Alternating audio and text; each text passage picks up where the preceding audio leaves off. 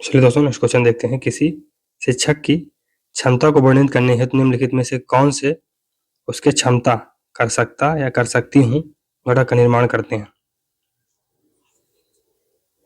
पहला ऑप्शन है शिक्षण कार्य करने में आत्मविश्वास, पढ़ाए जाने वाले विषय का ज्ञान, अधिगम कार्य के विश्लेषण की दक्षता, अधिगम कार्य से जुड़ी परिस्थितियों को संभालने का अनुभव, और लास्ट है शिक्षण अधिगम कार्य आयोजित करने की प्रतिबद्धता। तो इसमें जो सही आंसर होगा ए होगा, यानी बी, सी और डी सही आंसर है। पढ़ाए जाने वाले विषय का ज्ञान, अधिगम कार्य के विश्लेषण की दक्षता और अधिगम कार्य से जुड़ी परिस्थितियों को संभालने का अनुभव। किसी शिक्षक की क्षमता को वर्णित करने हेतु नंबर 1 पढ़ाए जाने वाले विषय का ज्ञान, अधिगम कार्य के विश्लेषण की दक्षता व अधिगम कार्य से जुड़ी परिस्थितियों को संभालने का अनुभव उसके क्षमता घटक का निर्माण करते हैं। शिक्षण एक कठिन प्रक्रिया है, अतः इसमें शिक्षक की भूमिका महत्वपूर्ण होती है। जहाँ एक और उसमें प्रबंधन के गुण की आवश्यकता होती है, वहीं कुछ बाह्य गुणों, क्षमताओं की आवश्यकता होती है। प्रश्न के अनुसार शिक्षक की क्षमता कुछ अन्य कारकों का योगदान दे सकते हैं। तो प्रश्नानुसार शिक्षक की क्षमता में कुछ अन्य कारकों का योगदान देख सकते हैं। नंबर 1 है छात्रों का सम्मान करना, कक्षा में सामुदायिकता का भाव विकसित करने में सक्षम होना, छात्रों के प्रति समर्पण भाव, विषय वस्तु पर स्वामित्व, अच्छी योजना यानी अच्छा योजना प्रबंधन, कक्षा कक्ष संगठन, व्यक्तिगत भिन्नताओं का ध्यान, उच्च स्तरीय संप्रेषण कौशल, शिक्षक का आत्मविश्वास, अतः अभीष्ट विकल्प बी, सी, डी सही है। तो नेक्स्ट क्वेश्चन है दोस्तों, जब विमर्शी स्तर शिक्षण और अधिगम सफल होते हैं तो विद्यार्थियों में निम्नलिखित गुण उभर कर सामने आते हैं। पहला है सूचना के धारण हेतु दृढ़ तार्किक आधार, सामान्य प्रकृति की परखी हुई व्यापक अंतर्दृष्टि, सूचनाओं में एक दृढ़ संबंधगत ढांचा, समस्याओं के विकसित करने एवं उन्हें स्वयं समाधान करने की अभिवृद्धि क्षमता, और लास्ट ऑप्शन है किसी तथ्य का संबंध जानना और उसे साधन के रूप में प्रयोग करना। तो नीचे दिए गए विकल्पों में से सही उत्तर चुनना है। तो इसमें जो आंसर होगा दोस्तों बी होगा, केवल बी और डी, मैंने सामान्य प्रकृति की परखी हुई व्यापक अंतर्दृष्टि और समस्याओं के विकसित करने एवं उन्हें स्वयं समाधान करने की अभिवृद्धि क्षमता डेवलप हो जाती है। तो जब विमर्शी स्तर यानी रिफ्लेक्टिव लेवल ऑफ टीचिंग के शिक्षण एवं अधिगम सफल होते हैं तो विद्यार्थियों में सामान्य प्रकृति की परखी हुई व्यापक अंतर्दृष्टि तथा समस्याओं के विकसित करने एवं उन्हें स्वयं समाधान करने की अभिवृद्धि क्षमता के गुण उभर कर सामने आते हैं। इसके साथ ही साथ कुछ अन्य गुण भी दृष्टिगोचर होते हैं। फर्स्ट, इस स्तर पर छात्र स्वयं रुचि लेकर स्वेच्छा से चिंतन, मनन, तर्क एवं कल्पना करते हैं। नंबर 2, समस्या समाधान खोजने से छात्रों में आत्मविश्वास जागृत होता है। थर्ड, छात्रों में आलोचनात्मक और सृजनात्मक चिंतन शक्ति जन्म लेती है, तो क्रिटिकल और क्रिएटिव थिंकिंग डेवलप होती है। इस तरह हम देखते हैं कि विमर्शी स्तर अधिगम का सर्वोच्च स्तर है।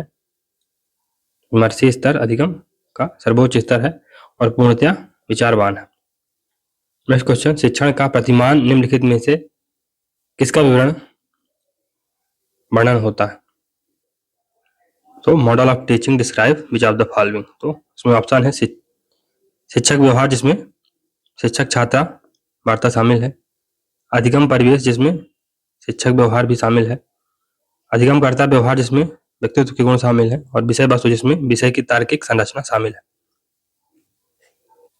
होप आप लोगों ने आंसर खोज लिया होगा। तो इसका आंसर बी होगा दोस्तों, अधिगम परिवेश जिसमें शिक्षक व्यवहार भी शामिल है, मैंने लर्निंग एनवायरनमेंट जिसमें शिक्षक व्यवहार यानी टीचर का बिहेवियर भी शामिल है। शिक्षण का प्रतिमान यानी मॉडल ऑफ टीचिंग में अधिगम परिवेश जिसमें शिक्षक व्यवहार भी शामिल है का विवरण होता है। कर्तव्य है कि शिक्षण प्रतिमान ऐसे प्रयास अथवा व्यवस्थाएं हैं जो हमें शिक्षण सिद्धांतों की ओर ले जाते हैं। वास्तव में ये प्रतिमान शिक्षण सिद्धांतों का निर्माण के लिए प्राथमिक सामग्री तथा वैज्ञानिक आधार प्रस्तुत करते हैं, जिससे शिक्षण अधिगम के उद्देश्यों की पूर्ति होती है। निष्कर्ष रूप में कहा जाए तो शिक्षण प्रतिमान किसी आदर्श के अनुरूप व्यवहार को ढालने की प्रक्रिया है। इस प्रकार विकल्प बी सही उत्तर होगा। नेक्स्ट क्वेश्चन है, नीचे दो कथन दिए हुए हैं। पहला कथन है, अधिकतम निष्पादन परीक्षण विद्यार्थियों के ज्ञान और क्षमता की ऊपरी सीमा का आकलन करने के प्रयोजन से तैयार किए जाते हैं। तो मैक्सिमम परफॉर्मेंस टेस्ट परीक्षार्थियों के ज्ञान और क्षमता की ऊपरी सीमा का आकलन करने के प्रयोजन से तैयार किए जाते हैं। दूसरा है विशिष्ट यानी स्पेसिफिक रिस्पॉन्स बेस्ड टेस्ट परीक्षार्थियों के व्यवहार और गुणों की माप करने हेतु तैयार किए जाते हैं। अगर आपने ध्यान दिया हो तो ये क्वेश्चन शिफ्ट सेकंड में पूछा था, शिफ्ट 1 में भी सेम क्वेश्चन रिपीटेड था। उत्तर तो आप लोगों को पता चल ही गया होगा दोस्तों, ये हो गए। इन दोनों कथन सत्य हैं। अधिकतम निष्पादन परीक्षण या इष्टतम निष्पादन परीक्षण यानी मैक्सिमम या ऑप्टिमम परफॉर्मेंस टेस्ट परीक्षार्थियों के ज्ञान और क्षमता की ऊपरी सीमा का आकलन करने के प्रयोजन से तैयार किए जाते हैं। इस परीक्षण में शिक्षार्थियों के एक साथ कई अंतर्निहित क्षमताओं का मापन किया जाता है, अतः कथन एक सही है। कथन सेकंड, विशिष्ट अनुक्रिया आधारित परीक्षण या विशिष्ट अंतर परीक्षा जो कि स्पेसिफिक रिस्पांस बेस्ड टेस्ट या स्पेसिफिक रिस्पांस टेस्ट, ये परीक्षार्थियों के व्यवहार और गुणों की माप करने हेतु तैयार किए जाते हैं। यह परीक्षण मूलतः दिन प्रतिदिन के व्यवहारों के परीक्षण के लिए किया जाता है, जिससे उनके व्यवहारों तथा गुणों की माप की होती है। इस तरह कथन 2 भी सही है, तो कथन 1 और कथन 2 दोनों सही हैं और इस प्रकार विकल्प इसका सही होगा। रिपीटेड क्वेश्चन देखेंगे दोस्तों आप बहुत ज्यादा इसमें। चलिए नेक्स्ट क्वेश्चन देखते हैं। उन शिक्षण युक्तियों की पहचान कीजिए जो अधिगमकर्ता केंद्रित होती हैं, तो जो लर्नर सेंटर्ड होती हैं। उन शिक्षण युक्तियों को, टीचिंग टेक्निक्स को पहचानिए। पहली है सहकारी अधिगम यानी कोऑपरेटिव लर्निंग।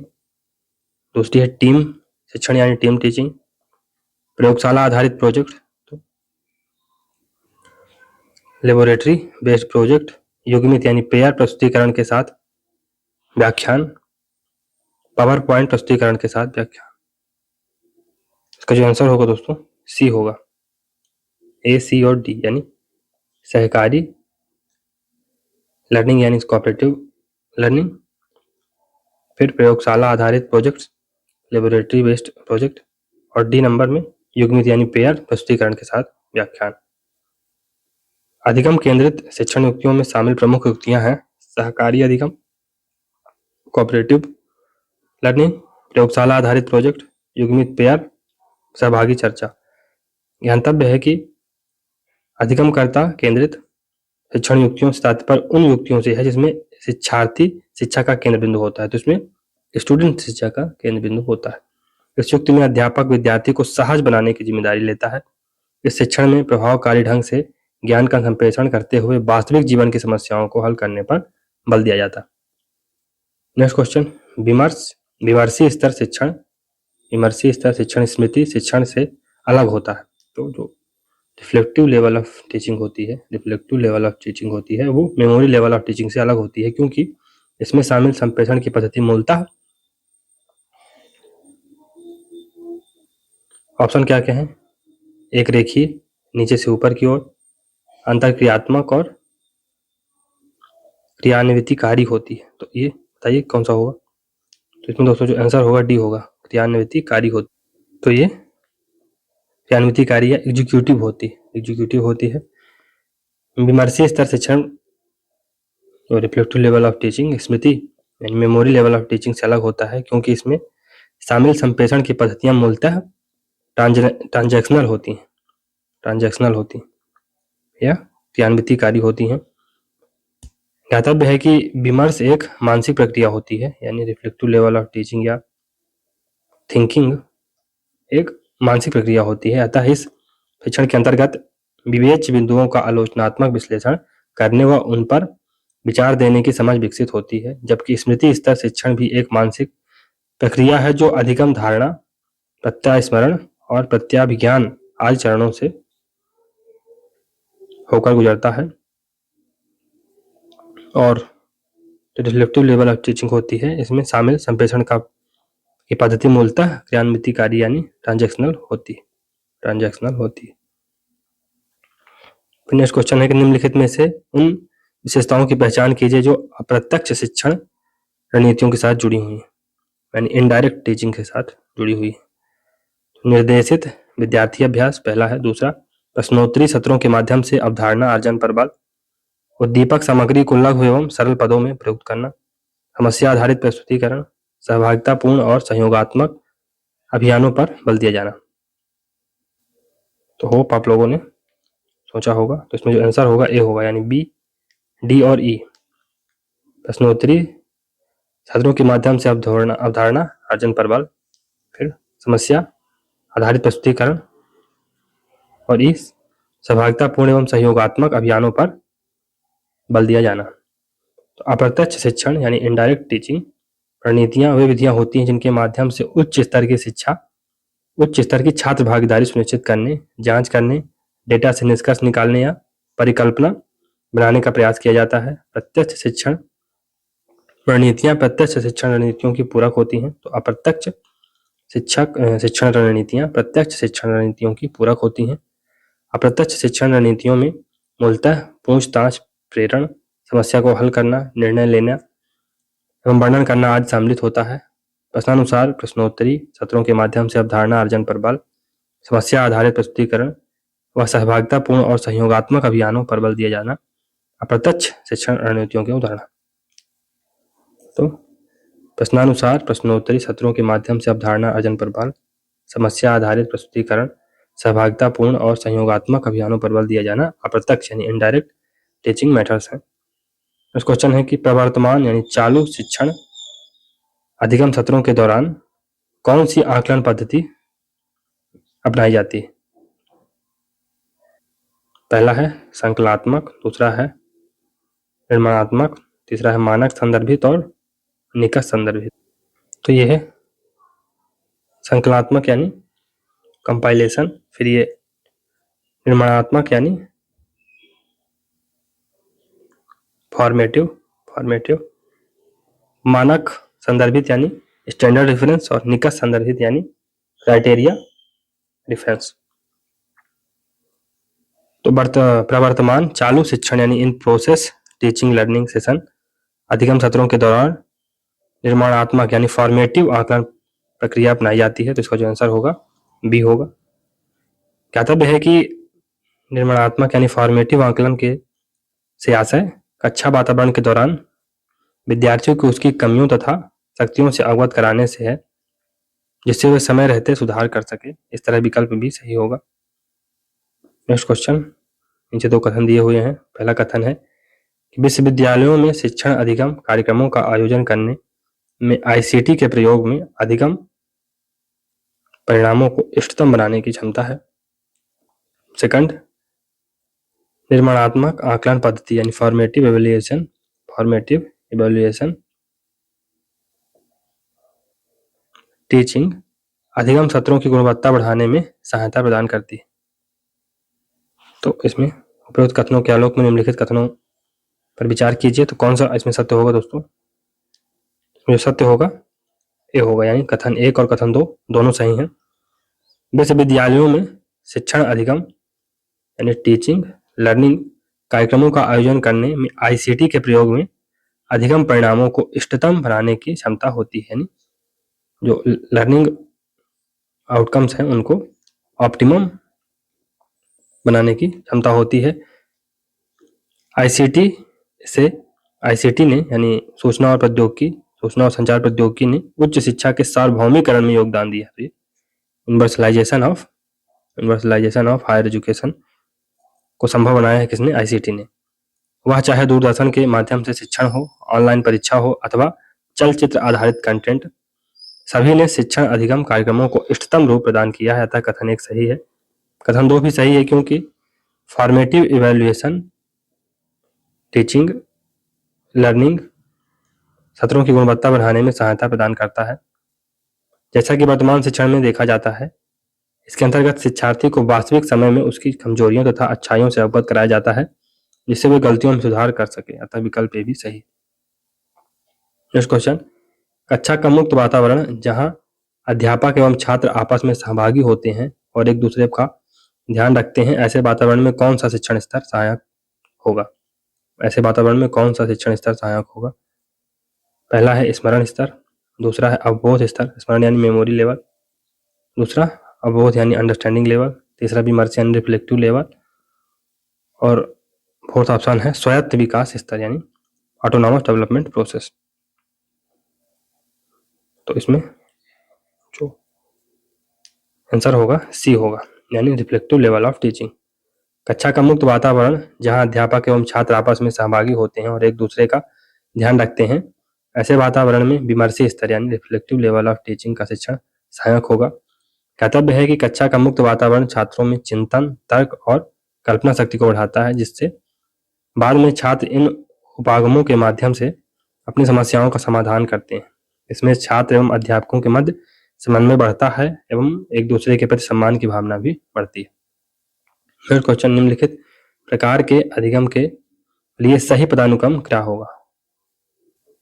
तो पहला है विभेदीकरण अधिगम यानी डिफरेंशिएटेड लर्निंग, दूसरा है संकेत अभिगम यानी क्यू लर्निंग, अवधारणा अधिगम यानी कॉन्सेप्ट लर्निंग, तीसरा है समस्या निदान अधिगम यानी प्रॉब्लम सॉल्विंग लर्निंग, और लास्ट है नियम अधिगम यानी rule based learning.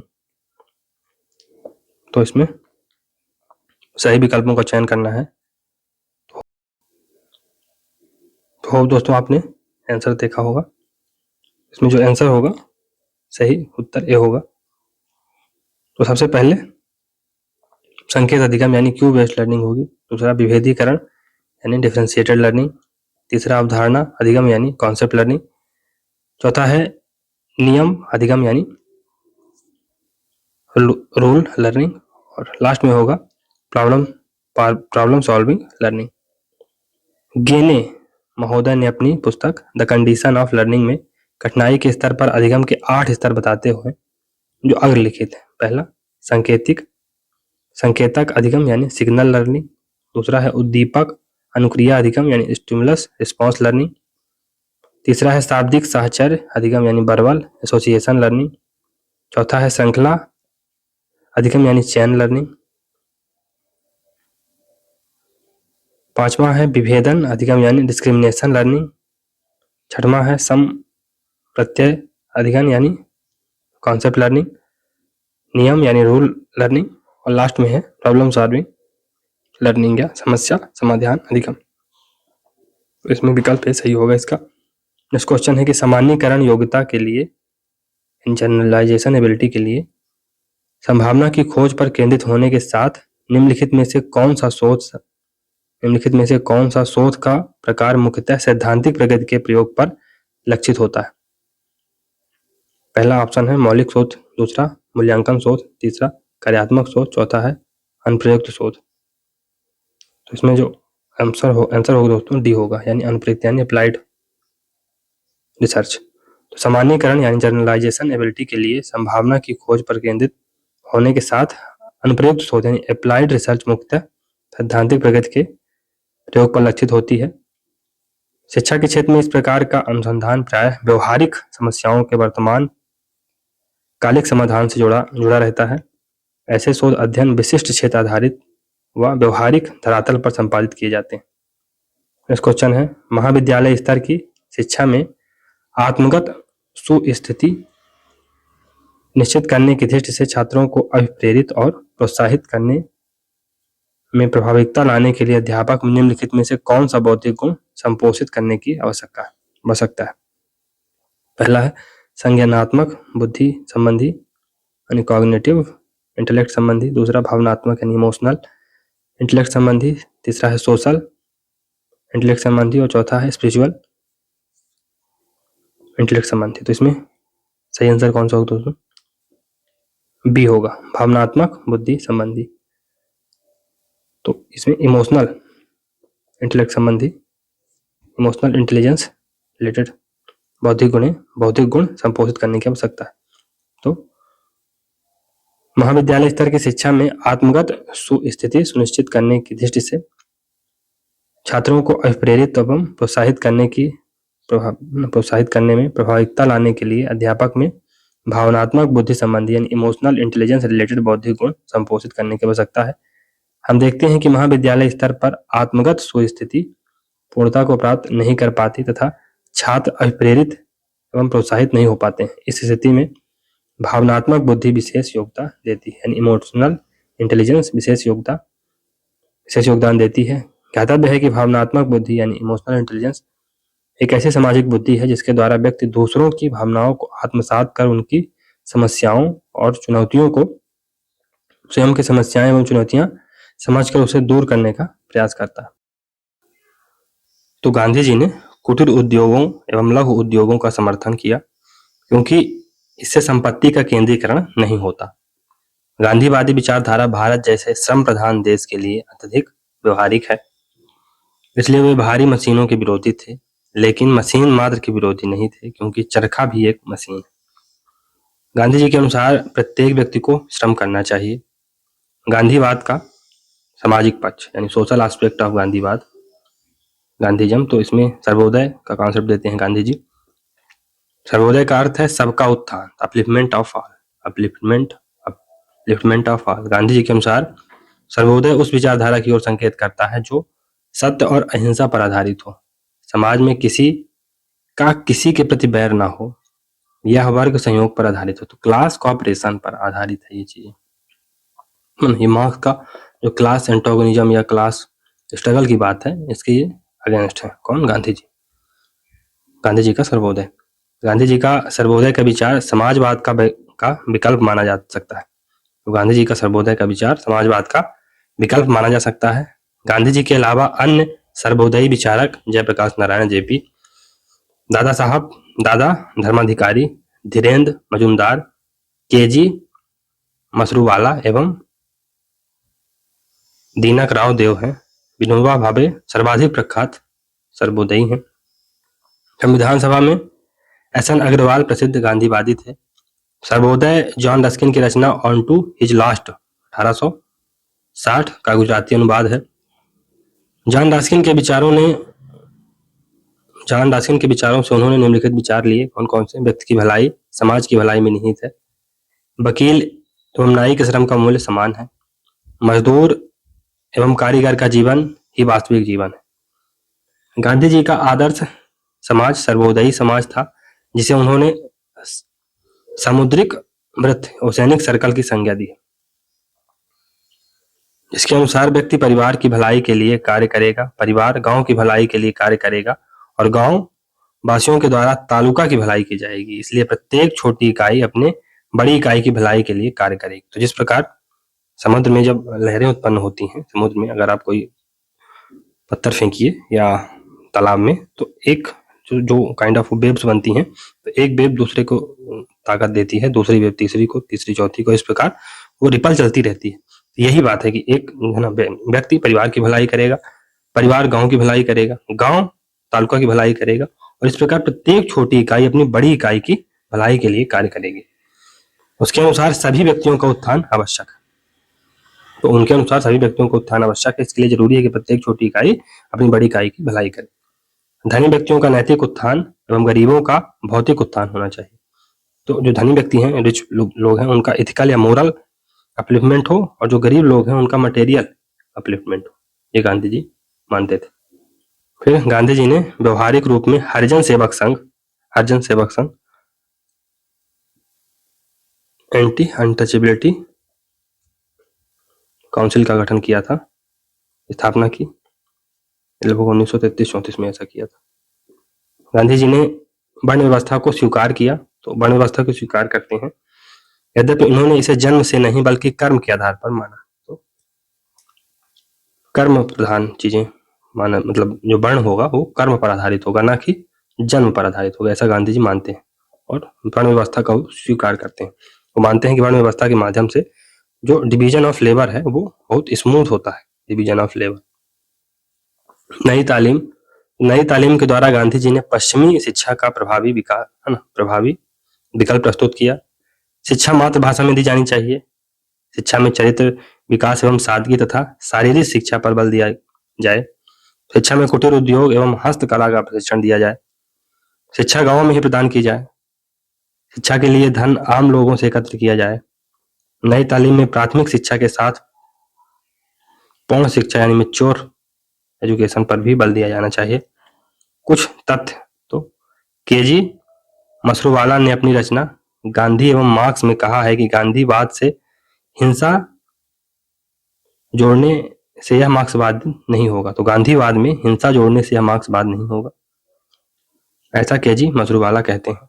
Gandhi ji ने दक्षिण अफ्रीका में ग्रीन पंपलेट और इंडियन ओपिनियन 1909 नामक विचार पत्र प्रकाशित किया तथा इंडियन ओपिनियन को साप्ताहिक पत्रिका के रूप में प्रकाशित किया जाने लगा।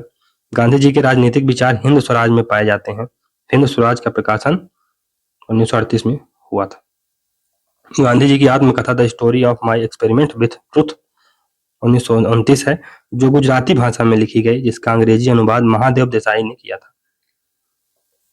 गांधी जी ने भारत में हरिजन तथा यंग इंडिया पत्रों का संपादन किया। गांधी के ऊपर लुईस फिशर ने प्रसिद्ध रचना the life of Mahatma Gandhi 1950 पुस्तक लिखी। Dinkar Joshi Mahatma versus Gandhi 2007। Ramachandra Guha India after Gandhi the history of world's largest democracy 2007 में पुस्तक लिखते हैं। 27 दिसंबर 1901 को गांधी जी कोलकाता कांग्रेस अधिवेशन में 27 दिसंबर 1901 में गांधी जी कलकत्ता कांग्रेस अधिवेशन में शामिल हुए थे, कांग्रेस ज्वाइन करने से पहले, मतलब भारत आने से पहले। श्रीअन Dhawan political philosophy of Mahatma Gandhi, श्रीअन Dhawan political philosophy of Mahatma Gandhi 1946 में बुक आती है। JB Kripalani the Gandhian way 1938 में। JB Kripalani I follow Mahatma Gandhi. Gandhi ji ने अपने जीवन काल में केवल एक बार वर्ष 1923 में बेलगांव अधिवेशन में कांग्रेस की अध्यक्षता की थी। तो नेक्स्ट क्वेश्चन दोस्तों, किशोर अधिगम में निम्नलिखित में से कौन सी भावनात्मक विशेषताएं निर्णायक महत्व की हैं? पहला है समूह से तदेयत्व की भावना, दूसरा है नायक पूजा और संवेदनाएं, पड़ोसियों के साथ भावनात्मक संबंधों का विस्तार, लास्ट है निर्भरता, उन्मुक्ता और मित्र बनाना। तो बेसिकली ये एडोलेसेंट लर्निंग के बारे में पूछ रहा है कि कौन सी भावनात्मक विशेषताएं यानी इमोशनल कैरेक्टरिस्टिक इंपॉर्टेंट है। पहला है belongingness to the sense of belonging to the group. Second है नायक पूजा और संवेदनाएं यानी हीरो वर्शिप और सेंटिमेंट्स। तीसरा है extension of emotional ties with neighbour, और लास्ट में है निर्भरता और उन्मुक्ता यानी डिपेंडेंसी ओरिएंटेशन और मित्र बनाना। इसमें जो होगा दोस्तों बी नंबर होगा, नायक पूजा और संवेदनाएं। किशोर अधिगम यानी एडोलेसेंट लर्निंग की भावनात्मक विशेषताओं में नायक पूजा और संवेदनाएं निर्णायक महत्व की होती हैं। किशोरावस्था में 12 से 18 वर्ष के बीच मानी जाती है। तो किशोरावस्था 12 से 18 वर्ष के बीच मानी जाती है। इस समय बालक में तीव्र शारीरिक और मानसिक विकास देखने को मिलता है। इस समय किशोर और किशोरियों में नायक पूजा जैसे किसी स्टार, क्रिकेटर अथवा भगवान, और संवेदनाएं समाज के प्रति, राष्ट्र के प्रति देखने को मिलती हैं। इस अवस्था में ज्ञानेंद्रियों यानी सेंसेस की संवेदनाएं की संवेदनशीलता तीव्र और पूर्ण हुआ करती है। संवेदनाओं में परिपक्वता क्षमता देती है, जिससे ज्ञान की पूर्णता प्रकट होती है। नेक्स्ट क्वेश्चन है, शिक्षण के दौरान जब कोई अध्यापक प्रक्रिया प्रश्न का प्रयोग करता है तो निम्नलिखित में से कौन से प्रकार के प्रश्नों का प्रभुत्व होगा? प्रत्यक्ष प्रश्न, उत्तर क्रम के प्रश्न, अभिसारी प्रश्न, अप्रत्यक्ष प्रश्न, लास्ट है संकल्पना आधारित प्रश्न। तो सही विकल्प को चुनना है।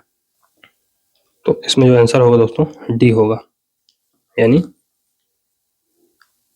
उच्चतर क्रम के प्रश्न यानी हायर ऑर्डर क्वेश्चन। डी यानी अप्रत्यक्ष प्रश्न यानी इनडायरेक्ट प्रश्न, और ई संकल्पना आधारित प्रश्न यानी कॉन्सेप्ट बेस्ड क्वेश्चन। तो शिक्षण के दौरान जब कोई अध्यापक प्रक्रिया प्रश्न का प्रयोग करता है तो उच्चतर, अप्रत्यक्ष और संकल्पना आधारित प्रश्नों का प्रभुत्व देखने को मिलता है।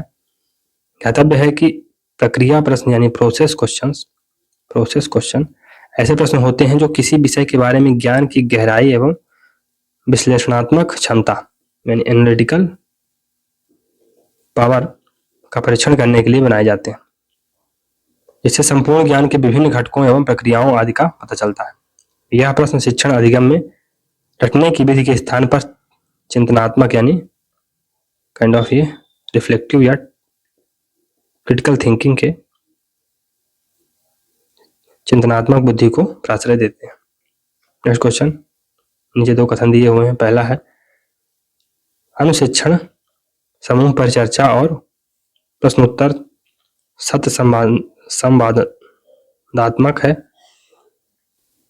और प्रत्यक्ष शिक्षण विधि के अंग है। तो ग्रुप डिस्कशन और question answer session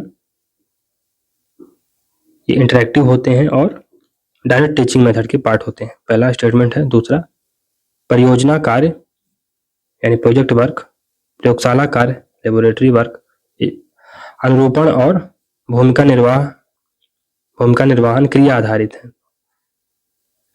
laboratory work, stimulation and role playing ये एक्शन बेस्ड है, ऐसा कहा जा रहा है इसमें, और अप्रत्यक्ष शिक्षण विधि के अंग है और इनडायरेक्ट लेवल ऑफ टीचिंग के इनडायरेक्ट एजुकेशन के पार्ट है। उपरोक्त कथनों के आलोक में निम्नांकित विकल्पों में से सही उत्तर चुनिए। इसमें जो स्टेटमेंट है, पहला भी स्टेटमेंट सही है और दूसरा भी स्टेटमेंट सही है। कथन एक सही है क्योंकि अनुशिक्षण यानी ग्रुप डिस्कशन, समूह परिचर्चा यानी ग्रुप डिस्कशन, अनुशिक्षण यानी कोचिंग, ग्रुप परिचर्चा माने ग्रुप डिस्कशन, और क्वेश्चन आंसर सेशन ये इंटरेक्टिव होते हैं और प्रत्यक्ष शिक्षण विधि के अंग है। शिक्षण की प्रत्यक्ष विधि से जहाँ कक्षा शिक्षण में नेक्स्ट क्वेश्चन है दोस्तों कि नीचे दो कथन दिए हुए हैं। पहला कथन है कि अनुशिक्षण माने कोचिंग, समूह परिचर्चा यानी ग्रुप डिस्कशन और प्रश्न उत्तर सत्र संवादात्मक है यानी क्वेश्चन आंसर सेशन होते हैं, इंटरेक्टिव होते हैं और डायरेक्ट टीचिंग मेथड के पार्ट होते हैं, प्रत्यक्ष शिक्षण विधि के अंग होते हैं। दूसरा है परियोजना कार्य यानी प्रोजेक्ट वर्क, लेबोरेटरी वर्क, प्रयोगशाला कार्य, अनुरूपण और भूमिका निर्वहन क्रिया आधारित है। अनुरूपण यानी स्टिमुलेशन और रोल प्लेइंग एक्शन बेस्ड होते हैं और अप्रत्यक्ष यानी इनडायरेक्ट शिक्षा विधि के अंग है। सही विकल्प चुनना है दोस्तों, तो इसमें सही विकल्प ए होगा, यानी कथन 1 और कथन 2 दोनों सही हैं। कथन ए सही है क्योंकि अनुशिक्षण यानी कोचिंग, समूह परिचर्चा यानी ग्रुप डिस्कशन और प्रश्न उत्तर सत्र संवादात्मक है यानी क्वेश्चन आंसर सेशन ये इंटरेक्टिव होते हैं और प्रत्यक्ष शिक्षण विधि के अंग होते हैं यानी डायरेक्ट टीचिंग मेथड के पार्ट होते हैं। शिक्षण की प्रत्यक्ष विधि से जहां कक्षा शिक्षण में आसानी होती है, वहीं अध्यापक मूल्यांकन में योगदान भी देता है। इस शिक्षण विधि में छात्रों के सीखने का मूल्यांकन त्वरित होता है और सक्रियता का पता चलता है। सेकंड स्टेटमेंट भी सही है क्योंकि परियोजना कार्य, प्रयोगशाला कार्य, अनुरूपण यानी स्टिमुलेशन और रोल प्लेइंग क्रिया आधारित है यानी एक्शन बेस्ड है और यह अप्रत्यक्ष शिक्षण विधि के पार्ट है यानी इनडायरेक्ट टीचिंग मेथड के पार्ट है। उल्लेखनीय है कि शिक्षण की अप्रत्यक्ष विधि जहां क्रिया आधारित होती है, वहीं यह श्रम साध्य और खर्चीली विधि भी मानी जाती है, किंतु इस विधि के माध्यम से शिक्षा के व्यवहारिक मूल्यांकन का पता चलता है। इसमें विद्यार्थियों की पूर्ण संलग्नता के साथ सामाजिक वातावरण में लक्ष्यों की प्राप्ति होती है। इस प्रकार दोनों स्टेटमेंट सही है। नेक्स्ट क्वेश्चन है कि दो स्टेटमेंट दिए हुए हैं। पहला स्टेटमेंट अधिकतम निष्पादन परीक्षण, ये सेम क्वेश्चन फिर से आ गया दोस्तों। अधिकतम निष्पादन परीक्षण यानी मैक्सिमम या ऑप्टिमम परफॉर्मेंस टेस्ट परीक्षार्थियों के ज्ञान और योग्यताओं की उच्चतम सीमाओं का आकलन के लिए अभिकल्पित होता है। और दूसरा विशिष्ट उत्तर यानी स्पेसिफिक आंसर टेस्ट परीक्षार्थियों के व्यवहार और विशेषताओं के मापने हेतु अभिकल्पित है। तो इसमें पता है आप लोगों को, ये होगा, दोनों कथन सही है। तो मैक्सिमम परफॉर्मेंस टेस्ट परीक्षार्थियों के ज्ञान और योग्यता की उच्चतम सीमाओं का आकलन करने के लिए अभिकल्पित है। इस परीक्षण के माध्यम से विद्यार्थियों को एक साथ कई अंतर्निहित दक्षताओं का मापन किया जाता है। तो इस परीक्षण के माध्यम से विद्यार्थियों के एक साथ कई अंतर्निहित दक्षताओं का मापन किया जाता है, जो कि समय तथा लागत को सीमित करने के साथ शिक्षक का मार्गदर्शन करता है। स्टेटमेंट 2 भी सही है, जिसके अनुसार टिपिकल रिस्पांस टेस्ट परीक्षार्थियों के व्यवहार और विशेषताओं के मापन के लिए अभिकल्पित होता है। यह परीक्षण मूलतः दिन प्रतिदिन व्यवहारों के परीक्षण में सहायक होता है, जिनसे विद्यार्थियों के व्यवहारों एवं गुणों का माप होता है, गुणों की माप होती है। नेक्स्ट क्वेश्चन है, नए मीडिया के आगमन से ऑनलाइन अधिगम को कैसा बना दिया? तो नए मीडिया के आगमन ने ऑनलाइन अधिगम को, ऑनलाइन टीचिंग को कैसा बना दिया गया? स्टेट मतलब इसमें ऑप्शन है द्वितीयक स्रोत आधारित यानी सेकेंडरी सोर्स बेस्ड, निजी स्रोतों पर आधारित पर्सनल सोर्स बेस्ड, संस्था केंद्रित यानी इंस्टीट्यूशनल सेंटर्ड, और स्वतंत्र यानी फ्री। तो इसमें डी होगा, फ्री होगा। नए मीडिया के आगमन ने ऑनलाइन अधिगम को स्वतंत्र बना दिया है। नित्य नए वैज्ञानिक आविष्कारों एवं ऑनलाइन मंचों तक पहुंच ने जहां समाज के जीवन शैली में व्यापक बदलाव लाए हैं, वहीं शिक्षा भी इससे अछूती नहीं रही। इस नई मीडिया के कारण शिक्षा दुर्गम एवं सुदूरवर्ती क्षेत्रों तक भी पहुंचती है। अब कोई भी किसी भी शिक्षण अधिगम सामग्री तक बना सकता है। इन सब का परिणाम है कि आज ऑनलाइन मीडिया अधिक स्वतंत्र है। इसमें यूट्यूब एवं स्वयं प्रभा आदि जैसे माध्यमों का भी विशेष योगदान रहा है। नए माध्यमों के आने से अधिगम अंतरण हुआ है और सूचनाओं के साथ ही अधिगम प्रक्रिया भी तीव्र हुई है। नए माध्यमों ने अन्य बदलावों को भी निरूपित किया है, मसलन तीव्रता, विविधता, सार्वभौमिकता और परिधीय पहुंच आदि। नेक्स्ट क्वेश्चन है, निम्नलिखित कथनों में से अवबोध स्तर पर शिक्षण की विशेषताओं तथा मूलभूत आवश्यकताओं से संबंधित तथ्यों की पहचान कीजिए। अवबोध स्तर पर अंडरस्टैंडिंग लेवल ऑफ टीचिंग की विशेषताओं और मूलभूत आवश्यकताओं से संबंधित तथ्यों की पहचान कीजिए। इसमें जो सही स्टेटमेंट होगा दोस्तों डी होगा, यानी बी, सी और ई स्टेटमेंट सही है। यानी शिक्षण तत्वों और सूचनाओं के मध्य संबंधों को देखने को बढ़ावा देने की एक गतिविधि है। शिक्षक अपेक्षा करता है कि विद्यार्थी अपने शब्दों में अभिप्राय का रूपांतरण और निर्वचन करने में सक्षम हो सकें। और ई, शिक्षक मुख्य विचार को स्पष्ट करने के लिए बड़ी संख्या में उदाहरण देता है। तो अवबोध स्तर के मुख्य प्रस्तावक मॉरिसन है। Understanding level of teaching Morrison से रिलेटेड। अवबोध स्तर पर शिक्षण की विशेषताओं और मूलभूत आवश्यकताओं से संबंधित तत्व निम्नलिखित हैं। अवबोध स्तर पर तथ्यों को न केवल याद रखना बल्कि उन्हें समझना भी आवश्यक है। अवबोध स्तर पर शिक्षण तथ्यों और सूचनाओं के मध्य संबंधों को देखने तथा बढ़ावा देने की एक गतिविधि है। अवबोध स्तर पर शिक्षक अपेक्षा करता है कि विद्यार्थी अपने शब्दों में अभिप्राय का रूपांतरण और निर्वचन करने में सक्षम हो। अवबोध स्तर पर उद्देश्य विषयों में दक्षता प्राप्त करने एवं सामान्यीकरण की क्षमता को विकसित करना है। तो अवबोध स्तर पर उद्देश्य क्या है? विषयों में दक्षता प्राप्त करने और सामान्यीकरण की दक्षता को विकसित करना है। अवबोध स्तर पर शिक्षक मुख्य विचार को स्पष्ट करने के लिए बड़ी संख्या में उदाहरण देते हैं। अवबोध स्तर शिक्षक और छात्र दोनों के लिए तथ्यों को आत्मसात करने हेतु सक्रिय भूमिका प्रदान करता है। नेक्स्ट क्वेश्चन, नीचे दो सेट ए दिए गए हैं। सेट ए में अधिगम करता यानी लर्नर्स की विशेषताओं का प्रकार दिया गया है और सेट बी में, सेट 2 में उनकी व्याख्या दी गई है। दोनों सेटों का सुमेल कीजिए। तो सेट ए को इसमें अभिगम करता यानी लर्नर्स की विशेषता का प्रकार दिया हुआ है और उसकी व्याख्या दी हुई है, एक्सप्लेनेशन दिया हुआ है, उसको मिलाना है। तो एकेडमिक विशेषता, फिर दूसरा है सामाजिक विशेषता यानी सोशल कैरेक्टरिस्टिक, दूसरा भावनात्मक विशेषता यानी इमोशनल कैरेक्टरिस्टिक, और चौथा है संज्ञानात्मक विशेषता यानी कॉग्निटिव कैरेक्टरिस्टिक। तो इसका जो सही आंसर होगा दोस्तों वो सी होगा, सी। तो जो एकेडमिक विशेषता है, एकेडमिक कैरेक्टरिस्टिक है, उसमें अधिगमकर्ता आवश्यकता पड़ने पर अपने पाठ्यक्रम में विभिन्न तथ्यों का चयन करता है, विभिन्न तथ्यों का चयन करता है। तो लर्नर्स आवश्यकता पड़ने पर अपने पाठ्यक्रम में विभिन्न तथ्यों का चयन करता है, एकेडमिक विशेषता है ये। सामाजिक विशेषता, अधिगमकर्ता समकक्षियों के टीम मेंबर के रूप में कार्य करता है।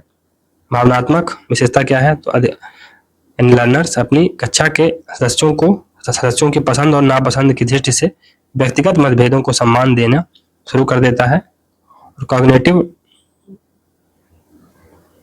कैरेक्टरिस्टिक क्या है कि लर्नर्स संबंधित संदेशों का सही रूप में संकेतन और विसंकेतन करता है।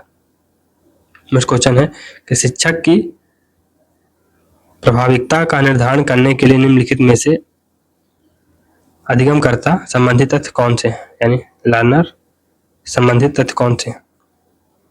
इसमें जो आंसर होगा दोस्तों बी होगा, ए और ई। तो पहला है अधिगमकर्ताओं की कार्य संगत सक्षमताएं, और ई यानी विद्यार्थियों की तत्परता। तो शिक्षक की प्रभाविकता का निर्धारण करने के लिए अधिगमकर्ता संबंधी यानी लर्नर्स रिलेटेड तथ्य निम्नलिखित हैं। लर्नर्स की कार्य संगत क्षमताएं, दूसरा विद्यार्थियों की तत्परता, लर्नर्स की प्रेरणा एवं रुचि, लर्नर्स की चिंतनशीलता, लर्नर्स का सृजनात्मक व्यवहार। इसलिए उत्तर बी सही है। नेक्स्ट क्वेश्चन है कॉलेजों में शिक्षण अधिगम प्रणाली को प्रभावी बनाने के लिए निम्नलिखित में से कौन सी अनुदेशात्मक रणनीति यथोचित है? अनुदेशात्मक माने इंस्ट्रक्शनल स्ट्रेटजी। पहला है व्याख्यान कार्य को कंप्यूटर के माध्यम से पुनर्स्थापित करना। सेकंड है विद्यार्थियों की तत्परता स्तर के संदर्भ में कर सकता है। कैन डू, कर लेगा, विल डू के अनुसार शिक्षण को अनुकूल बनाना। नेक्स्ट है लर्नर्स की आवश्यकता के अनुसार शिक्षण पद्धतियों को बहुमुखी बनाना। और लास्ट ऑप्शन है उपलब्धियों का उत्तरदायित्व देकर तथा अभिज्ञान देकर विद्यार्थियों को संलिप्त करना। इसमें जो आंसर होगा ए होगा, बी, डी और ई। तो कॉलेजों में शिक्षण अधिगम प्रणाली को प्रभावी बनाने के लिए निम्नलिखित इंस्ट्रक्शनल स्ट्रेटजी उचित होगी। कौन कौन सी? विद्यार्थियों के तत्परता स्तर के संदर्भ में कर सकता है, कैन डू, कर लेगा, विल डू के अनुसार शिक्षण को अनुकूल बनाना। लर्नर्स की आवश्यकताओं के अनुसार शिक्षण पद्धति को बहुविधि बनाना। उपलब्धियों का उत्तरदायित्व देकर तथा अभिज्ञान देकर विद्यार्थियों को संलिप्त करना। विद्यार्थियों की योग्यता एवं शैक्षणिक विशेषताओं का पता लगाकर लर्नर्स तथा टीचर्स को उचित फीडबैक प्रदान करना। शिक्षण अधिगम प्रक्रिया में यानी टीचिंग लर्निंग प्रोसेस में अनुकूल परिस्थितियां बनाए रखना। कक्षा शिक्षण के परिणामों का सतत मूल्यांकन करना।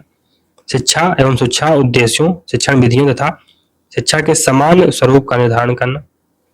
नेक्स्ट है शिक्षण अधिगम प्रक्रिया में अच्छे परिणामों के लिए विशेष शिक्षण प्रतिमानों का विकास करना। अतः विकल्प ए सही होगा। अब इसमें सेट ए को सेट बी से मिलाना है, तो सेट ए में अधिगम स्तर दिए हुए हैं यानी लर्निंग स्टेज दी हुई है, उसका उदाहरण दिया हुआ है। तो स्मृति स्तर, तो स्मृति में जो स्मृति स्तर होगा इसमें सूचना अनुसरण करना यानी सूचना को फॉलो करना, सूचना को रटना उठना, ये सब काम होता है। अंडरस्टैंडिंग लेवल में दी गई संकल्पना के उदाहरणों की पहचान करना। विश्लेषण स्तर पर, एनालिटिकल स्तर पर, यहाँ पर दोस्तों सूचना का कई भागों में पृथक्करण। और सृजन स्तर यानी कंस्ट्रक्टिव लेवल में यानी क्रिएशन लेवल में यहाँ पर नए विचार उत्पन्न करना महत्वपूर्ण हो जाता है। तो ब्लूम के वर्गीकरण के अनुसार शैक्षणिक उद्देश्यों का एक व्यवस्थित क्रम होता है। ब्लूम ने शैक्षणिक उद्देश्यों को 3 प्रमुख भागों में विभाजित किया है, ज्ञानात्मक यानी नॉलेजेबल, फिर भावनात्मक इमोशनल, क्रियात्मक यानी फंक्शनल। तो कॉग्निटिव, अफेक्टिव एंड फंक्शनल।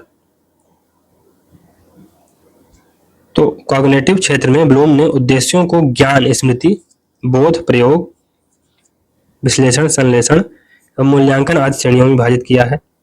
अतः प्रश्नगत विकल्पों का सही उत्तर होगा तो स्मृति स्तर पे सूचना अनुकरण करना, अवबोध स्तर में दी गई संकल्पना के उदाहरणों की पहचान करना, विश्लेषण स्तर पर सूचना का कई भागों में पृथक्करण, सृजन स्तर पर नए विचार उत्पन्न करना। नेक्स्ट क्वेश्चन है दोस्तों, नैदानिक मूल्यांकन से सुनिश्चित होता है, यानी रेमेडियल इवैल्यूएशन से क्या सुनिश्चित होता है? इसका जो सही आंसर होगा दोस्तों बी होगा। अनुदेशन के दौरान अधिगम में विद्यमान समस्याओं के कारणों और उनका समाधान प्राप्त होता है। तो नैदानिक मूल्यांकन रेमेडियल इवैल्यूएशन से अनुदेशन के दौरान अधिगम में विद्यमान समस्याओं के कारणों और उनका समाधान सुनिश्चित होता है, क्योंकि मूल्यांकन एक निर्णयात्मक प्रक्रिया है। इसके अंतर्गत विषय वस्तु की उपयोगिता के विषय में एक निर्णय प्रदान किया जाता है। शैक्षणिक मूल्यांकन के दो प्रकार हैं, उपचारात्मक मूल्यांकन यानी रेमेडियल इवैल्यूएशन और दूसरा निदानात्मक मूल्यांकन, दूसरा है डायग्नोस्टिक इवैल्यूएशन। तो पहला है रेमेडियल इवैल्यूएशन और दूसरा है डायग्नोस्टिक इवैल्यूएशन। मूल्यांकन हमें यह बताता है कि लर्नर्स ने किस सीमा तक किन किन उद्देश्यों को प्राप्त किया।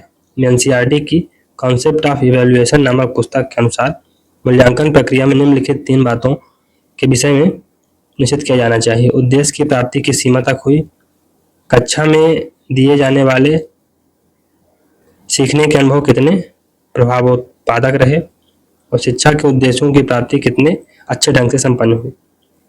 नेक्स्ट क्वेश्चन, निम्नलिखित में से कौन सा अनुदेशात्मक सॉफ्टवेयर का उदाहरण है? इंस्ट्रक्शनल सॉफ्टवेयर का उदाहरण है। ऑप्शन है ऑडियो पॉडकास्ट, मुद्रित सामग्री या पुस्तक, रेडियो वार्ता और दूसरा एडुसेट। सी होगा रेडियो वार्ता। अनुदेशात्मक सॉफ्टवेयर का उदाहरण रेडियो वार्ता है। तो इंस्ट्रक्शनल सॉफ्टवेयर का उदाहरण रेडियो वार्ता है। इसमें शिक्षण प्रक्रिया को प्रभावी एवं प्रभावशील बनाने हेतु अनुदेशात्मक इंस्ट्रक्शनल समस्याओं एवं अधिगम सामग्री का विश्लेषण किया जाता है। ऑडियो पोस्टकास्ट से तात्पर्य एक मीडिया संचिका से है जो कि इंटरनेट पर फीड द्वारा प्रसारित की जाती है। इसे कंप्यूटर तथा पोर्टेबल मीडिया प्लेयरों जैसे आईपॉड और स्मार्टफोन आदि द्वारा चलाया जा सकता है। दूरस्थ शिक्षण संस्थाएं शैक्षणिक अनुदेशन के लिए अधिकतर मुद्रित सामग्री पर निर्भर रहती हैं।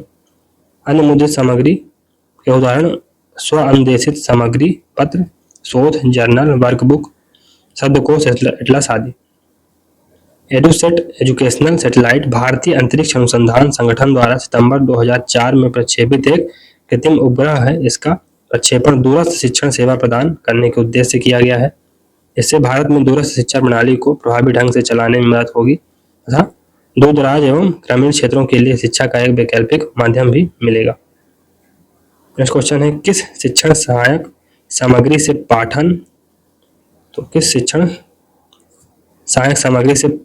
पाठन श्रवण और उच्चारण जैसे कौशल में अभिवृद्धि होती है?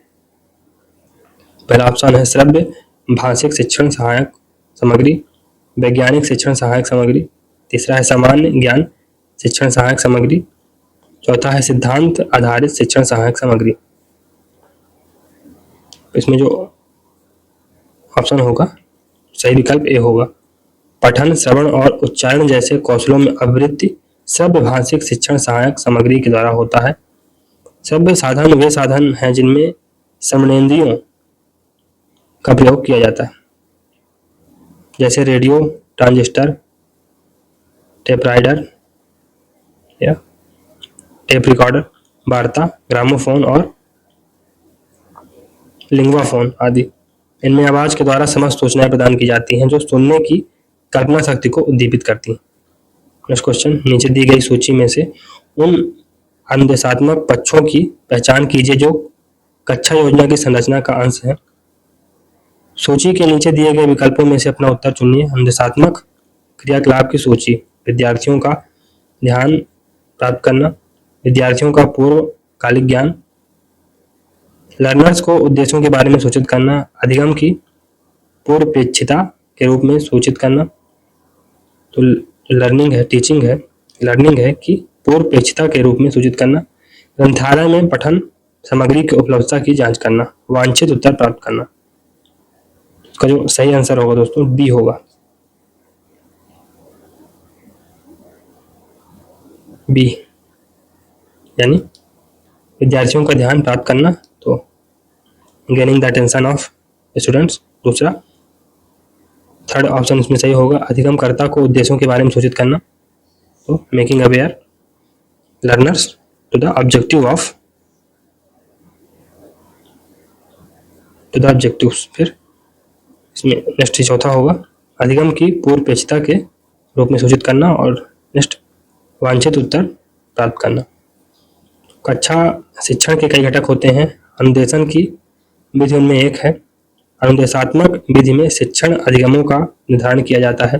तत्पश्चात शिक्षार्थियों की अधिगम योग्यता एवं तरीकों को ध्यान में रखते हुए उपयुक्त तरीकों से अनुदेशन को लागू कर शिक्षार्थियों के विकास एवं समझ का मूल्यांकन किया जाता है। अनुदेशात्मक क्रियाकलापों की सूची है। विद्यार्थियों का ध्यान प्राप्त करना, नेक्स्ट अधिगमकर्ता को उद्देश्यों के बारे में सूचित करना, नेक्स्ट अधिगम की पूर्वापेक्षिता के रूप में सूचित करना, और वांछित उत्तर प्राप्त करना। नेक्स्ट क्वेश्चन, बोलते हुए सोचने की पद्धति है। इसमें ऑप्शन कौन कौन से दिए हुए हैं? प्रदत्त के गौण, स्रोत का भाग, अधिगमकर्ता की रणनीति और निष्पादन की जांच के लिए प्रयुक्त तकनीकी, प्राथमिक स्रोत उपलब्ध कराकर अधिगमकर्ता की अभिक्षमता परीक्षण की रणनीति, वैज्ञानिक शोध की आवश्यक विधि। इसमें बी होगा दोस्तों, बोलते हुए सोचने की पद्धति अधिगमकर्ता की रणनीति और निष्पादन की जांच के लिए प्रयुक्त होता है।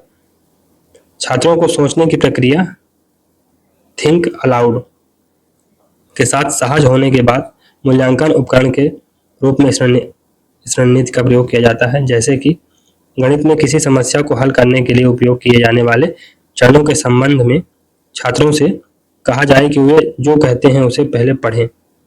यह शिक्षक को यह देखने की अनुमति देता है कि छात्र किन त्रुटियों का उपयोग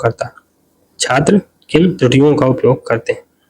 नेक्स्ट क्वेश्चन, शिक्षण में चर्चा पद्धति को, डिस्कशन मेथड को प्रभावशाली रूप में आयोजित करने के लिए निम्नलिखित शर्तों का पूरा होना आवश्यक। कौन कौन से? पहला ऑप्शन है विषय सरल हो, विषय पहले से ही घोषित हो, विषय समान रुचि का हो, एक से अधिक शिक्षक की उपलब्धता, सहभागियों की भाषा की सहजता। तो इसमें जो सही आंसर होगा सेकंड होगा, यानी विषय पहले से ही घोषित हो, विषय समान रुचि का हो और सहभागियों की भाषा की सहजता। शिक्षण में चर्चा पद्धति को प्रभावशाली रूप में आयोजित करने के लिए प्रमुख शर्तें हैं। विषय पहले से घोषित होना चाहिए, विषय समान रुचि का होना चाहिए, सहभागियों की भाषा सहज होनी चाहिए। शिक्षण में चर्चा पद्धति के द्वारा छात्रों और प्राध्यापकों के मध्य किसी विषय के बारे में मौखिक बातचीत होती है। चर्चा पद्धति सोच और संचार शक्ति को विकसित करती है। इसके परिणाम स्वरूप उच्च स्तर के संज्ञानात्मक और प्रभावशाली डोमेन का विकास होता है। यह विधि गणित, संगीत, नृत्य, कला को छोड़कर सभी विषयों हेतु अनुकूल होती। नेक्स्ट क्वेश्चन है, बहुल बुद्धि सिद्धांत का विकास किसने किया? मल्टीपल इंटेलिजेंस थ्योरी किसने डेवलप किया था? ये बहुत ही लाइट क्वेश्चन है।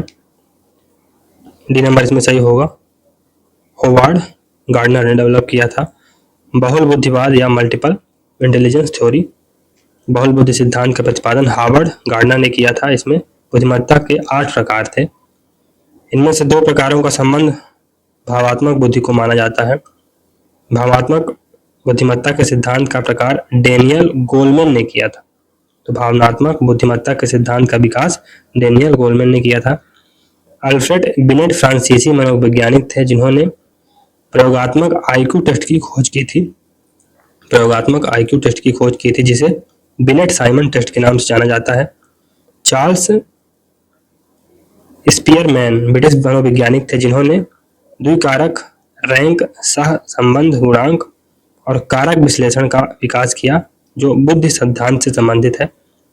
एल थर्स्टोन अमेरिकी मनोवैज्ञानिक एवं चिकित्सक थे जिन्होंने तुलनात्मक निर्णय के नियम और कारक विश्लेषण के प्रतिपादक के रूप में जाना जाता है। जो बुद्ध सिद्धांत से संबंधित हैं। नेक्स्ट क्वेश्चन है, प्रभावशाली शिक्षण व्यवहारों की सूची में से उन्हें चुनिए जिन्हें मुख्य व्यवहार कहा जाता है। तो होप आप लोगों ने इसको पढ़ लिया होगा। तो जो सही आंसर होगा दोस्तों वो ए होगा। सभी विद्यार्थियों को प्रत्यक्ष, श्रव्य और मौखिक प्रदायगी प्रस्तुतिकरण के विविध तरीके, और सबसे लास्ट में कक्षा को कम से कम अस्त व्यस्त करते हुए दुर्व्यवहार को रोकना। ये चीजें प्रभावशाली शिक्षण व्यवहारों की सूची में मुख्य व्यवहार है। मुख्य व्यवहार कहे जाने वाले प्रभावशाली शिक्षण व्यवहारों की सूची इस प्रकार है। नंबर 1, सभी विद्यार्थियों को प्रत्यक्ष, श्रव्य और मौखिक प्रदायगी होने चाहिए। प्रस्तुतिकरण के विविध तरीके अपनाने चाहिए। कक्षा को कम से कम अस्त व्यस्त करते हुए दुर्व्यवहार को रोकना चाहिए। प्रभावशाली शिक्षण द्वारा न केवल अध्यापक का रचनात्मक विकास होता है बल्कि छात्रों का भी संज्ञानात्मक विकास होता है। इसके लिए शिक्षक को विभिन्न उदाहरणों, प्रेरक कहानियों, सामाजिक कार्यों में बच्चों की भागीदारी तथा बच्चों की नेतृत्व क्षमता का विकास करना होता है। शिक्षण के 3 चर होते हैं। शिक्षक स्वतंत्र चर होता है, विद्यार्थी परतंत्र चर होते हैं। तो शिक्षक इंडिपेंडेंट वेरिएबल होता है, विद्यार्थी डिपेंडेंट वेरिएबल होते हैं, और पाठ्यक्रम हस्तक्षेप चर होता है यानी इंटरफेरेंस वेरिएबल्स होता है। प्रभावशाली शिक्षण है तो शिक्षण और अधिगम आवश्यक है। इस क्वेश्चन निम्नलिखित कथनों में से कौन सा समावेशी शिक्षण यानी इंक्लूसिव टीचिंग की अवधारणा की व्याख्या करता है? तो इसमें जो आंसर होगा डी होगा। शिक्षक विभिन्न पाठ्यभूमियों तो शिक्षक विभिन्न पृष्ठभूमियों के विद्यार्थियों को एक ही कक्षा में एक साथ सिखाता है। तो ये इंक्लूसिव टीचिंग का हिस्सा है। समावेशी शिक्षण यानी इंक्लूसिव टीचिंग की अवधारणा के अनुसार शिक्षण विभिन्न पृष्ठभूमियों के यानी वेरियस बैकग्राउंड के जो विद्यार्थी हैं को एक ही कक्षा में एक साथ अधिगम प्राप्ति में सक्षम बनाना। भेद रहित शिक्षा समावेशी शिक्षा का मुख्य लक्ष्य और सिद्धांत दोनों है। विशिष्ट कार्यक्रमों द्वारा इसे विद्यार्थियों को एक ही कक्षा में एक साथ सिखाया और पढ़ाया जा सकता है। समावेशी शिक्षण द्वारा सामान्य और विशिष्ट बालकों के बीच समन्वयात्मक वातावरण में शिक्षा दी जाती है। इस पद्धति द्वारा हमें शारीरिक और मानसिक रूप से व्याधिग्रसित बच्चों की पहचान भी हो सकती है। समावेशी शिक्षण से बाधित बच्चों में छिपी अयोग्यता की पहचान हो जाती है, जिससे संज्ञानात्मक, संवेगात्मक और सृजनात्मक विकास के अवसर उपलब्ध कराए जा सकते हैं। भारत में समावेशी शिक्षा नीति वर्ष 2006 में बनाई गई थी। नेक्स्ट क्वेश्चन, निम्नलिखित में से कौन सा अधिगमकर्ताओं की संवेगात्मक बुद्धि का सर्वोत्तम विवरण प्रस्तुत करता है? तो which of the following best describe the emotional intelligence of learner. तो निम्नलिखित में कौन सा लर्नर्स की इमोशनल इंटेलिजेंस का सर्वोत्तम विवरण प्रस्तुत करता है? तो इसमें जो आंसर होगा दोस्तों ए होगा, यानी पहला, दूसरे लोगों और स्वयं अपने संवेग को समझना। चौथा, स्थिति के अनुरूप अपने संवेगों का समायोजन करना। और छठवां, अन्य लोगों को जैसे वे हैं वैसे ही स्वीकार करना।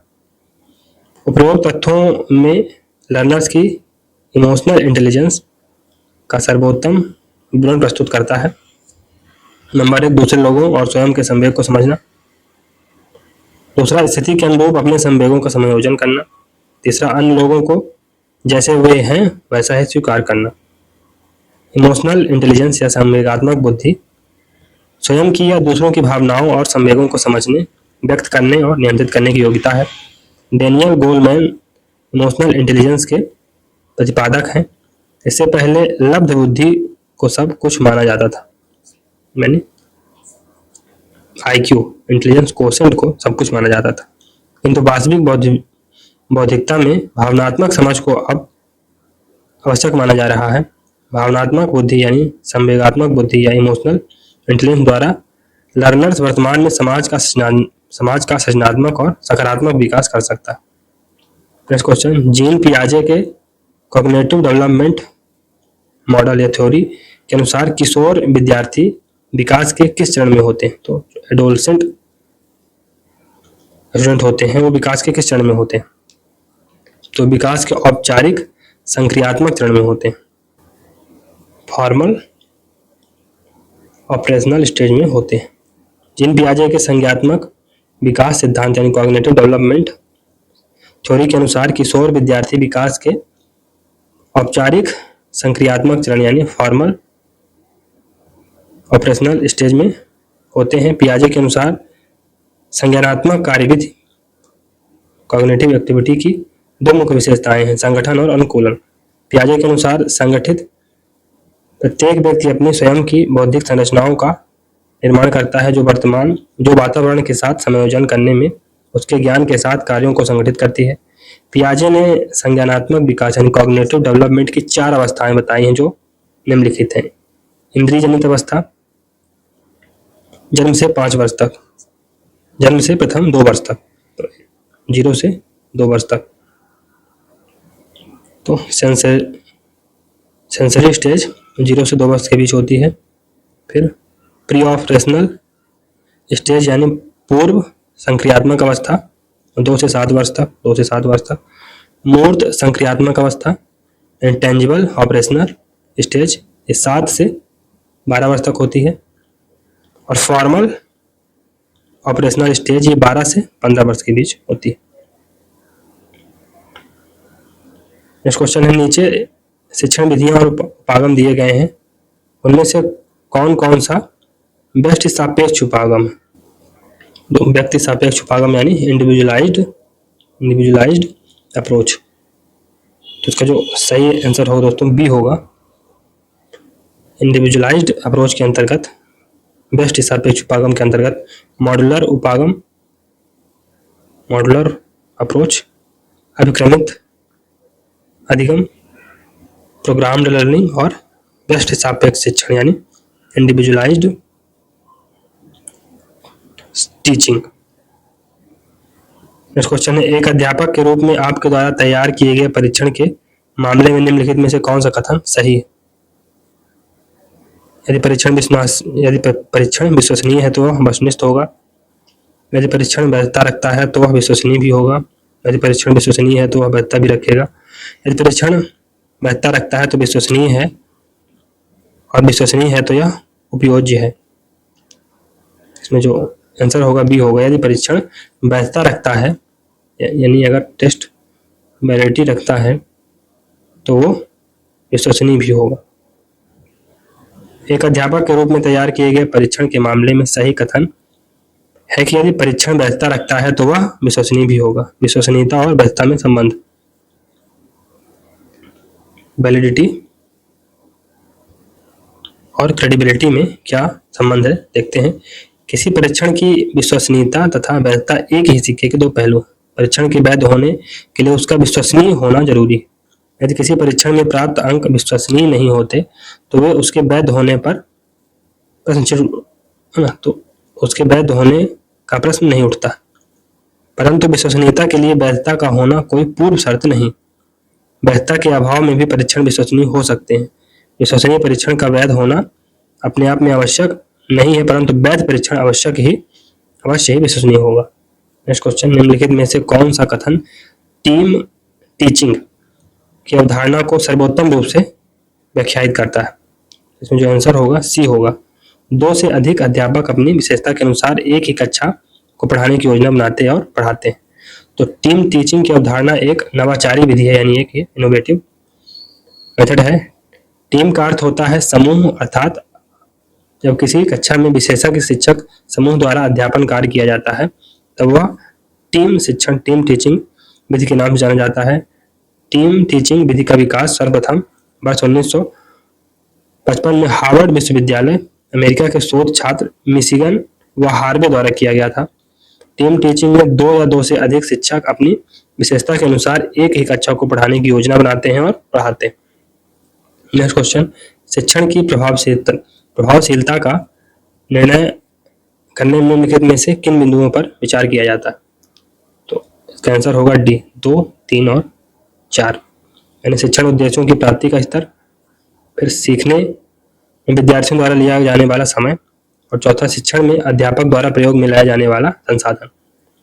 प्रभावी शिक्षण में शिक्षक यह सुनिश्चित करने के लिए जिम्मेदार है कि सभी विद्यार्थियों को सीखने में पूरी तरह से भाग लेने के लिए अवसर एवं सहायता मिले। शिक्षण की प्रभावशीलता के निर्णय के लिए निम्नलिखित बिंदु महत्वपूर्ण है। नंबर 1, शिक्षण उद्देश्यों की प्राप्ति का स्तर, सीखने में विद्यार्थियों द्वारा लिया गया समय, शिक्षण में अध्यापक द्वारा प्रयोग में लाए जाने वाले संसाधन, शिक्षण द्वारा विषय वस्तु को बोधगम्य बनाकर कक्षा में प्रस्तुत करना, शिक्षण में अध्यापक द्वारा रचनात्मकता का प्रयोग और शिक्षण का स्थानीय परिवेश के अनुसार अनुकूलन। नेक्स्ट क्वेश्चन है, विचारावेग प्रक्रिया यानी ब्रेन स्टॉर्मिंग को एक विधि के रूप में किसके लिए प्रयुक्त किया जा सकता है?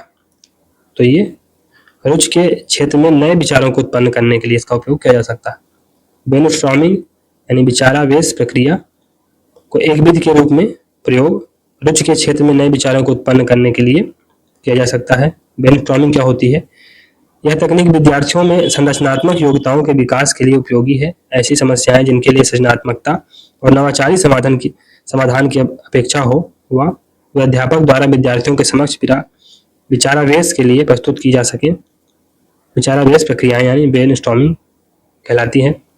इस प्रक्रिया में अध्यापक एक समस्या उन्मुख विषय का चयन करता है और विद्यार्थियों को कहता है कि वह स्वतंत्र रूप से विषय के विभिन्न पक्षों पर अपनी प्रतिक्रिया दें। अध्यापक विद्यार्थियों को आश्वस्त करता है कि उनकी बात की ना तो आलोचना की जाएगी और ना ही उन पर कोई टिप्पणी की जाएगी। कार्यशाला का उद्देश्य, वर्कशॉप का उद्देश्य क्या होता है? तो इसमें प्रैक्टिकल ज्ञान यानी प्रैक्टिकल एक्सपीरियंस, व्यवहारिक अनुभव इसका उद्देश्य होता है। कार्यशाला का उद्देश्य व्यवहारिक अनुभवों पर आधारित होता है। कार्यशाला में की गई क्रियाओं द्वारा कौशल का विकास किया जाता है। कार्यशाला अवलोकन क्षमता यानी ऑब्जर्वेशनल एबिलिटी को विकसित कर परिस्थितियों के अनुकूल निर्णय लेने की क्षमता का विकास करती है। अधिगम उद्देश्यों का अर्थ है यानी लर्निंग ऑब्जेक्टिव का क्या अर्थ होता है? तो इसका अर्थ होता है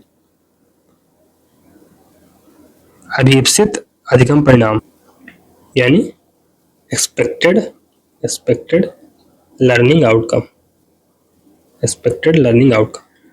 अधिगमन, लर्निंग या सीखना एक सामान्य बोलचाल की भाषा में प्रयुक्त होने वाला शब्द है जिसका अभिप्राय है अनुभव तथा प्रयासों के द्वारा व्यवहार में परिवर्तन लाना होता है। वुडवर्थ के अनुसार नवीन ज्ञान तथा प्रतिक्रियाओं को अर्जित करने की प्रक्रिया अधिगम है। अधिगम उद्देश्यों का अर्थ होता है अभिसित अधिगम यानी डिजायर्ड या एक्सपेक्टेड लर्निंग आउटकम होता है इसका अर्थ। नेक्स्ट क्वेश्चन है कि स्व अधिगम को इष्टतम बनाने के लिए निम्नलिखित में से कौन सा अभिप्रेरण सिद्धांत सर्वाधिक सहायक है? यानी सेल्फ लर्निंग को ऑप्टिमम बनाने के लिए कौन सा अभिप्रेरण सिद्धांत, मोटिवेशनल थ्योरी कौन सी सर्वाधिक सहायक है? तो इसमें दोस्तों जो आंसर होगा सी होगा, यानी सेल्फ लर्निंग को ऑप्टिमम बनाने के लिए सक्षमता की आवश्यकता को संतुष्ट करने के लिए संभावना प्रदान करना, सक्षमता की आवश्यकता को संतुष्ट करने के लिए संभावना प्रदान करना। तो optimise self learning providing the possibility to satisfy a need for competence is the most helpful in motivational theory। अभिप्रेरण सिद्धांत में सर्वाधिक सहायक होता है। नेक्स्ट क्वेश्चन, अध्ययन के दौरान लर्नर्स की कौन सी विशेषताएं उसके परिप्रेक्ष्य को यानी उसके पर्सपेक्टिव को प्रभावित करती? इसमें ए होगा, यानी ए लर्नर्स की प्रतिबद्धता, लर्नर्स की पूर्व जानकारी और संबंधित क्षेत्र में लर्नर्स का कौशल। तो अध्ययन के दौरान लर्नर्स की निम्नलिखित विशेषताएं उसके पर्सपेक्टिव को प्रभावित करती हैं। लर्नर्स की प्रतिबद्धता, लर्नर्स की पूर्व जानकारी या पूर्व अनुभव, संबंधित क्षेत्र में लर्नर्स का कौशल। निम्नलिखित नीचे दी गई सूची में कौन सी रणनीतियां प्रत्यक्ष शिक्षण से संबंधित है, यानी डायरेक्ट टीचिंग से रिलेटेड है, डायरेक्ट टीचिंग मेथड से रिलेटेड? इसमें सी होगा, यानी उदाहरण और व्याख्यान प्रदान करना, अन्वेषणात्मक और पुनः प्रस्तुतिपरकता, यानी इन्वेस्टिगेटिव एंड रिप्रेजेंटेटिव। फिर अभ्यास और प्रतिपुष्टि प्रदान करना, यानी providing practice and feedback. Next question, निम्नलिखित में से परीक्षण के किस प्रकार में एक विद्यार्थी के दूसरे विद्यार्थी के कार्य निष्पादन के साथ परस्पर तुलना की जाती? तो एक स्टूडेंट को दूसरे स्टूडेंट से किस प्रकार के परफॉर्मेंस टेस्ट में टेस्ट किया जाता है, मतलब उसको कंपेयर किया जाता है। एक विद्यार्थी को दूसरे विद्यार्थी से किस प्रकार के टेस्ट में इवेल्युएट किया जाता है?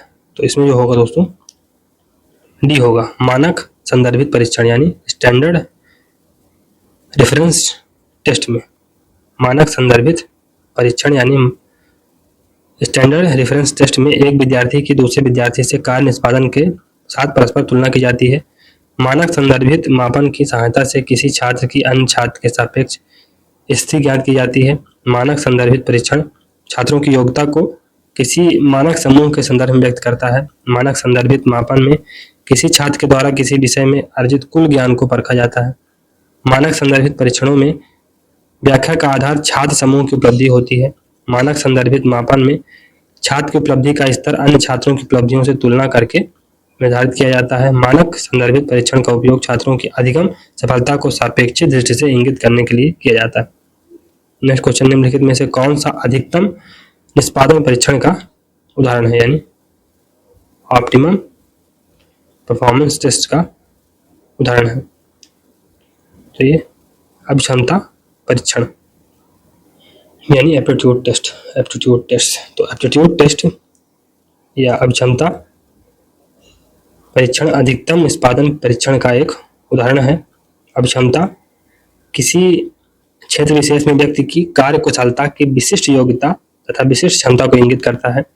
अभिक्षमता से तात्पर्य व्यक्ति के उस रुझान, रुचि या योग्यता से है जो किसी विशिष्ट कार्य, पाठ्यक्रम या व्यवसाय में सफलता प्राप्त करने के लिए आवश्यक तथा महत्वपूर्ण होती है। बिघम के अनुसार किसी विशिष्ट प्रशिक्षण के उपरांत दिए गए क्षेत्र में कुछ ज्ञान और कौशल या प्रतिक्रियाओं के समुच्चय को अर्जित करने की किसी व्यक्ति की योग्यता को लाक्षणिक रूप से व्यक्त करने वाली विशेषता अथवा दशाओं का समुच्चय अभिक्षमता यानी एप्टीट्यूड कहलाता है। नेक्स्ट क्वेश्चन, निम्नलिखित सूची में से उन प्रश्नों की पहचान कीजिए जिन्हें विषय वस्तु आधारित प्रश्नों के बजाय प्रक्रिया आधारित कहा जाता है। तो विषय वस्तु आधारित प्रश्नों के बजाय यानी कंटेंट बेस्ड क्वेश्चंस की बजाय प्रोसेस बेस्ड कहा जाता है। इसमें जो आंसर होगा डी होगा, यानी 2 अपसारी प्रश्न यानी डाइवर्जेंट क्वेश्चन। दूसरा नेक्स्ट है मतलब ये अवधारणा आधारित प्रश्न यानी कॉन्सेप्ट बेस्ड क्वेश्चन, और अनावृत प्रश्न यानी ओपन एंडेड क्वेश्चन। अनावृत प्रश्न यानी ओपन एंडेड क्वेश्चन। तो अपसारी प्रश्न मतलब डाइवर्जेंट क्वेश्चंस, कॉन्सेप्ट बेस्ड प्रश्न और ओपन एंडेड प्रकार के प्रश्न